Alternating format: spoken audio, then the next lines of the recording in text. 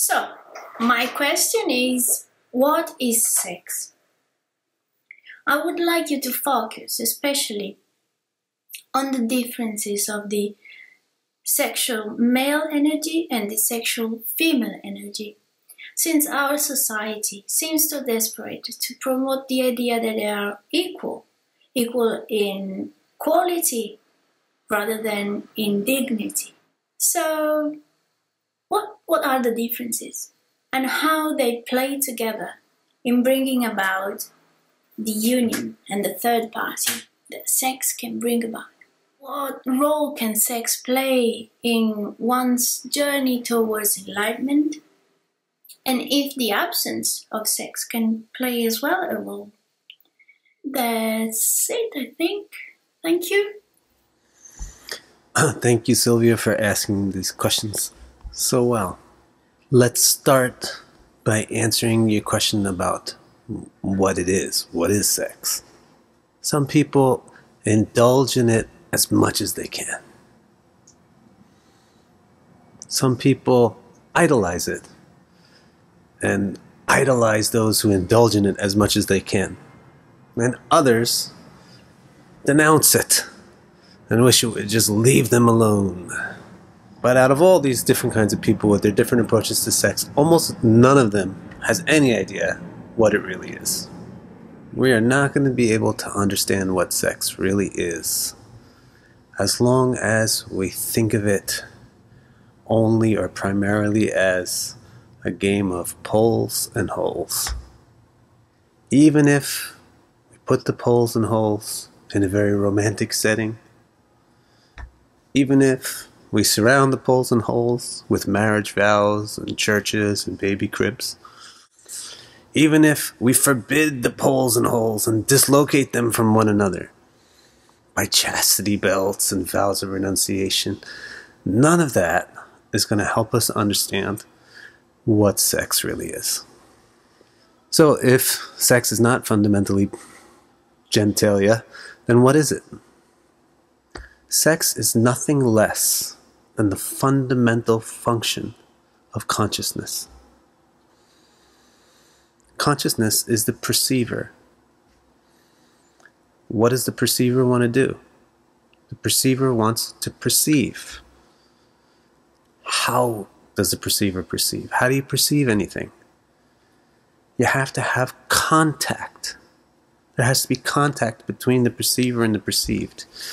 Even if you want to see what something looks like, the light from that object has to contact your eye. If you want to hear a sound, the sound from it has to contact your ear.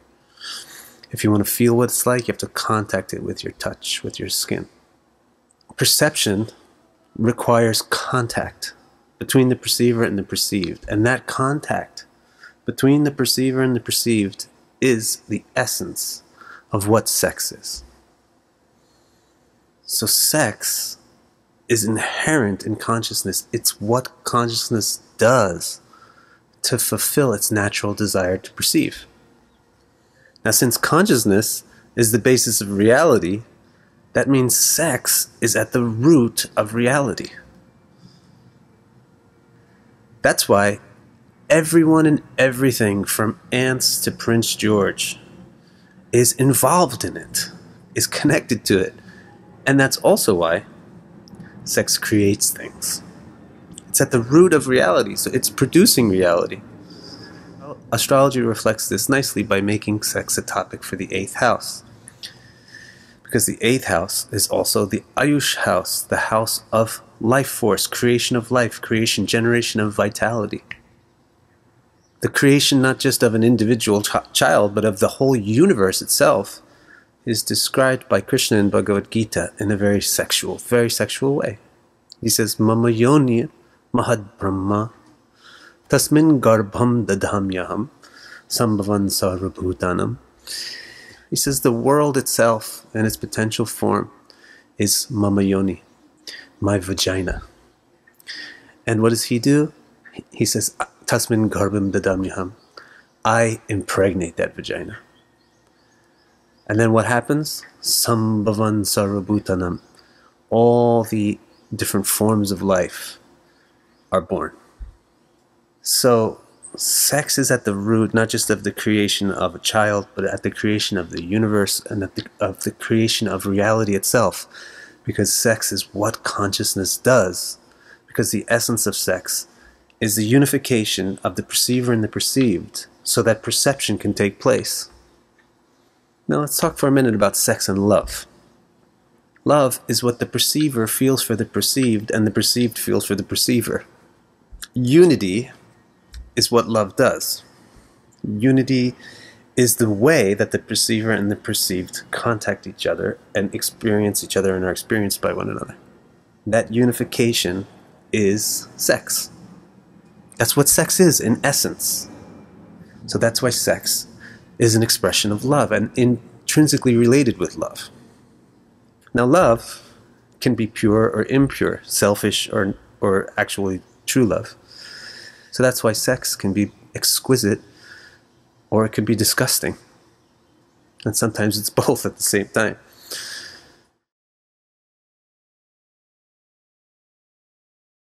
Now let's look at Sylvia's second question, which is about the difference between male and female sexual energy and natures. Before we get into this, I want to give you a disclaimer. Masculinity does not refer to any specific man, and femininity does not refer to any specific woman. Masculinity refers to the masculine principle. Femininity refers to the feminine principle. But every individual man and woman has their own unique balance of masculinity and femininity. You'll find this reflected quite well in astrology, because you may have noticed that every single woman in the world also has Mars and the Sun in her chart. And every single man in the world also has the Moon and Venus in his chart.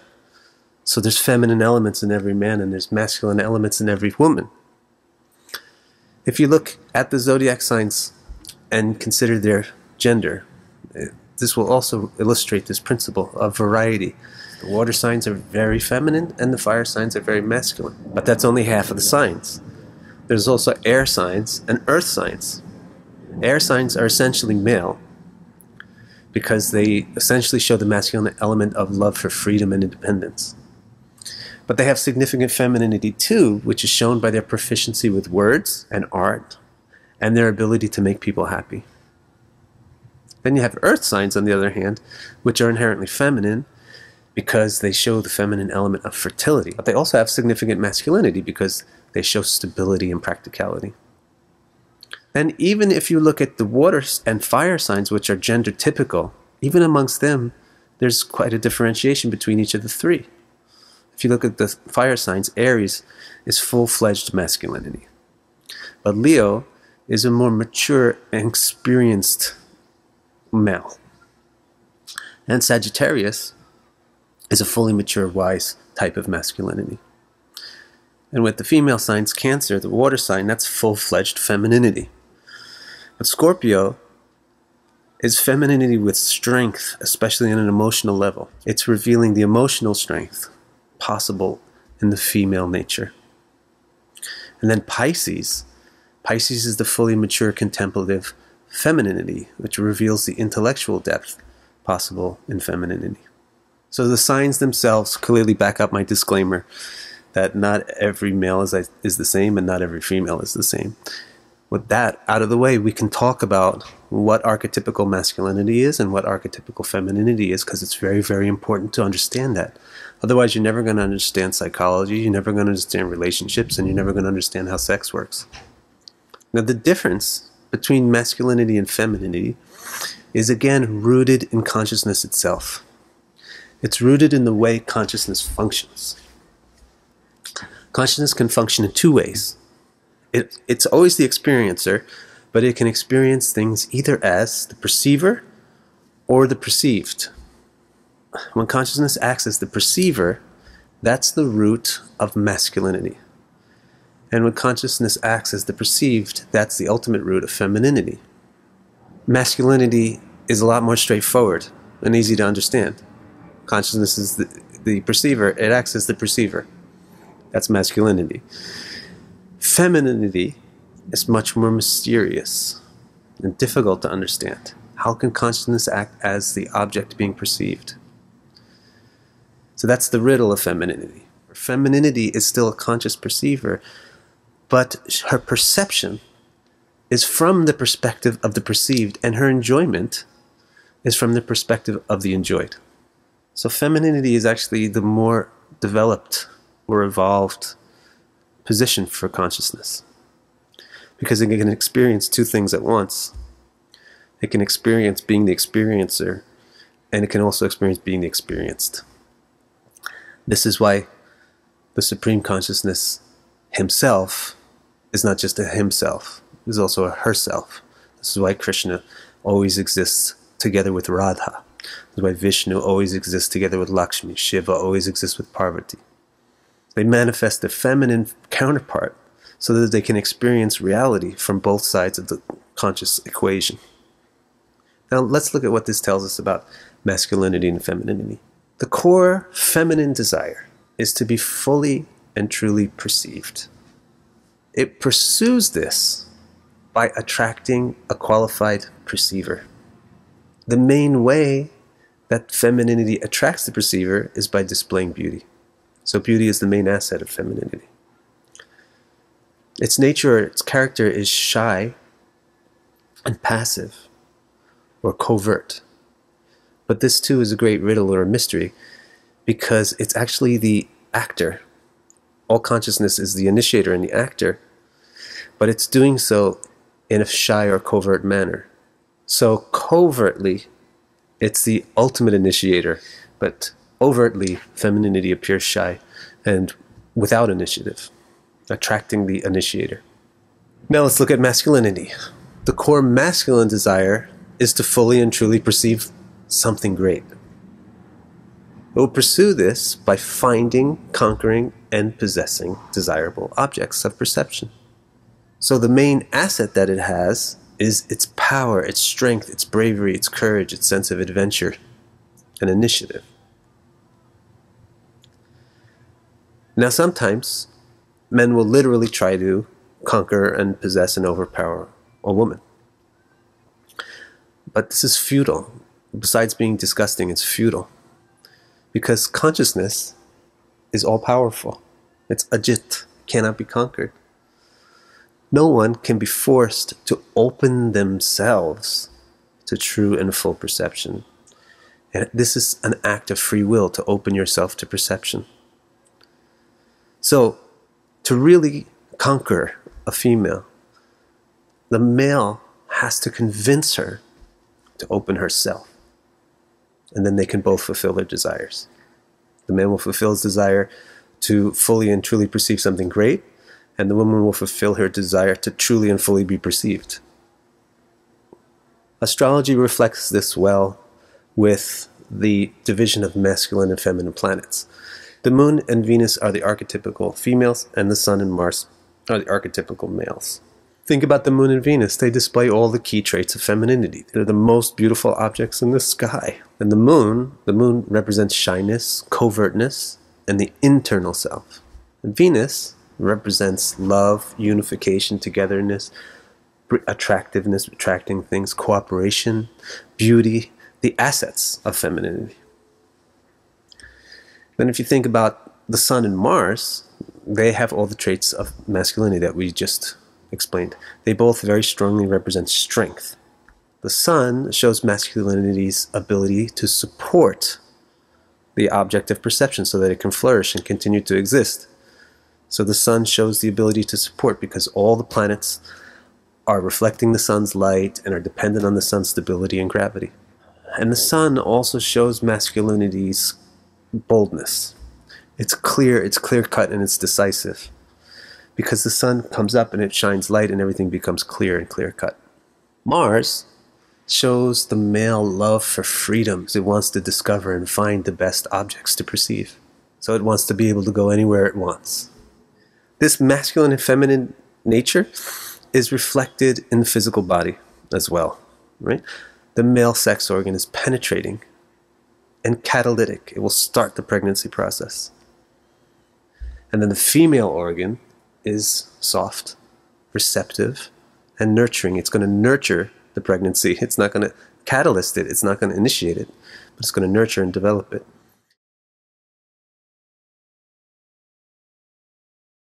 Now let's talk about Sylvia's third question, about the role that sex or lack of sex can play in spiritual quest.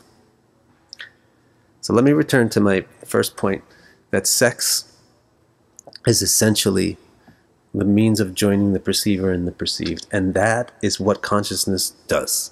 It's inherent in consciousness. So that's why all conscious entities are inherently sexual and sexy.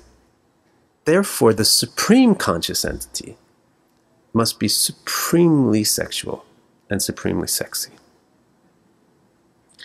If you consider this, then the personality of Bhagavān Sri Krishna will start to make beautiful, delightful sense to you.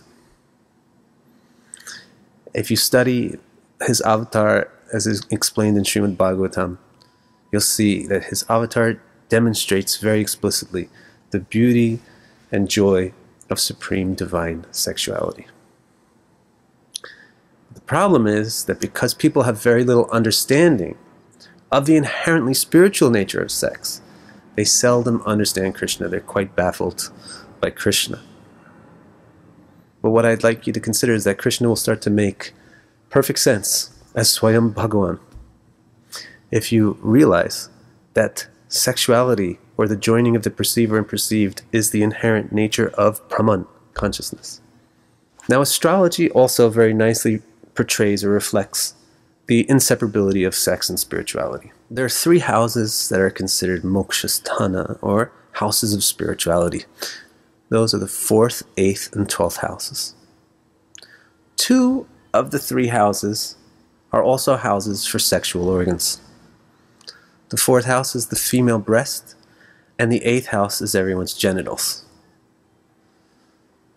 And of those 3 enlightenment houses, 2 of them, again, are houses of sexuality. The 12th house is the house of sex and orgasm. And the 8th house is also the house of sex and sexuality and libido. So what's going on here? All the houses of spirituality are houses of sex. What's that for?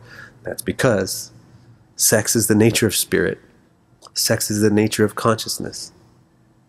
I feel that there are 2 misconceptions about sex and sensuality in general, which are the most unfortunate, which I'd like to bring up.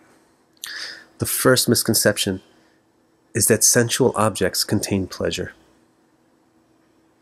We think that pleasure comes from sense objects, but it doesn't. Pleasure only comes from consciousness. If you have no consciousness, then even the best sense object in the world is not going to bring any pleasure. But a reasonable doubt is, then what's the need for this object? I need this object to experience the pleasure, so how can you say that the pleasure is coming from my consciousness? The object plays a role, but does not create the pleasure. Our minds, which are the master sense, are usually almost always lost in a delirium. And that delirium is composed of anxiety for the future, which is the nature of Rajaguna, and regret for the past, which is the nature of Tamaguna. So we are drowning constantly in Rajasic stress and Tamasic sadness.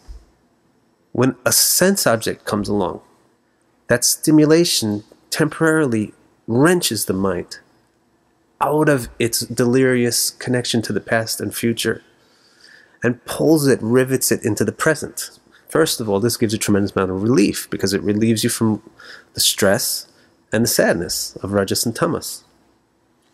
But even more than that, by putting the mind in the present moment, it temporarily, at least, puts the mind into sattva, which allows it to get into contact with reality. When the mind is in sattva, it has a good chance to peek through the clouds and see into the brilliant sun of what it really is. So when the clouds of Rajas and Tamas part a little bit, then a tiny fragment of a sliver of the pleasure and bliss that's inherent in Bhagavān, Sri Krishna, who is Paramatma, the root of all consciousness, will peek through those clouds and dawn into your present moment. And that's how you feel joy. So in ignorance, we're just thinking, oh, this joy is coming from this object. But actually, what the object is doing is just pulling our mind out of rajas and tamas, past and future, putting it in the present, giving it contact with sattva, in which condition it can experience what it really is, which is joyful, because it's a ray apart, a parcel from Bhagavān, who's inherently blissful. So not every object gives you the same amount of joy, because not every object is equally fascinating. Not every object pulls your mind into the present as strongly. The more fascinating, the more stimulating the sensual object or the sensual experience, the more fully you get pulled into the present. So nothing is more sensually riveting than a fully formed, strong, healthy orgasm. So there's no external experience that can pull the mind into the present and rivet it there as fully and deeply as a sexual orgasm. So think about this. We're thinking that sex pleasure has to do with our genitals, but it doesn't. Sex pleasure is Brahmananda, the pleasure of consciousness itself.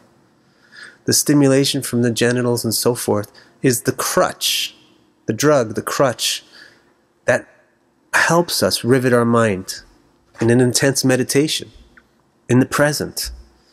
So this sensual approach to accessing joy is easy in a sense, because we're used to it, and we're intrigued by it, and we've actually designed ourselves to explore it. This whole body and mind complex is designed to explore sensual objects.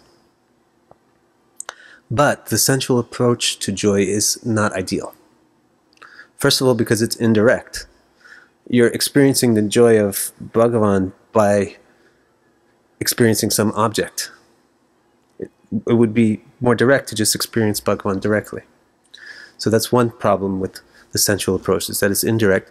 But the bigger problem is that it's dependent. It's dependent on those drugs. It's dependent on the external circumstances. It's dependent on the stimulation and the situation. And you cannot always control those external things.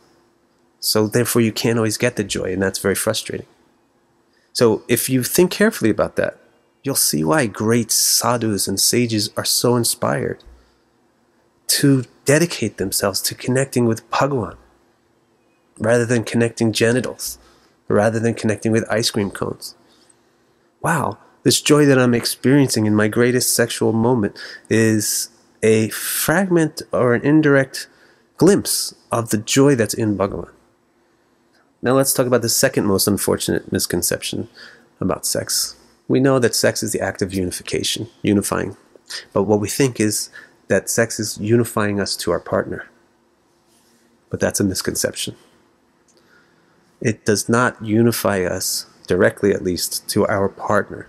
We cannot be directly unified with any other individual, because the Atma is not directly linked to any other Atma. It's self-contained. Its only direct link is to Paramatma, the Super Self. And if you think carefully about the sexual experience, in the depth and the height of the full orgasmic moment, you are unaware of your partner's identity. You're unaware of your partner's existence. You're even unaware of your own conventional sense of identity and existence. So what are you uniting with? The person that you met at the bar? No. That person that you met at the bar doesn't even exist in that moment of full unity. You're not even aware of that at all. So sex doesn't actually unite us with the sexual partner. It unites us with our own self. And deeper still, it unites us with the root of our own self, Paramatma, Bhagavān. And that Paramatma is the root connecting all selves, all Atmas. So there's an indirect way to connect to your partner. Again, if we realize this, if we think about this, then we'll realize why sadhus are so interested in Bhagavān. Not only will it help us see the full significance of sex, but it will also inspire us to find a more direct way of communicating with Bhagavān. It will inspire us to find a way to connect with Bhagavān that's not dependent on external situations and stimulations that are always temporary and outside of our control.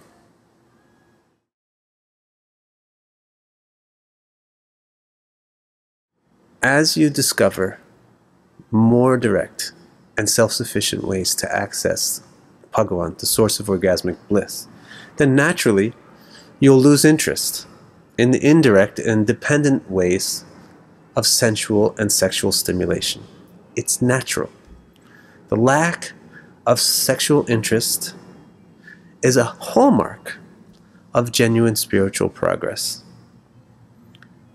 But many, many, many spiritual aspirants try to imitate or force that hallmark.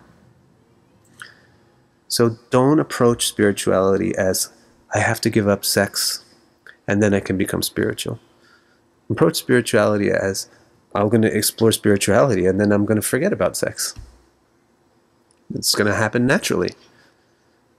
Just the same way you forget about a cold slice of pizza when you have a hot slice of pizza.